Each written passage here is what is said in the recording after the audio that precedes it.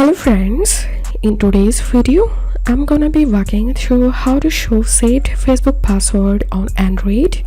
So first of all, open your phone settings and search for Google. Once you get it, tap on Google. Now tap on manage your Google account. Here tap on security,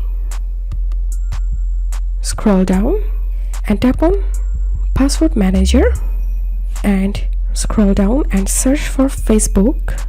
Once you get it, open facebook.com and to unlock, use your fingerprint or pattern and just tap on this little eye icon, and here you will get your saved Facebook account password. If this video helped you, give a thumbs up and please consider subscribe to how to do it. Thank you for watching.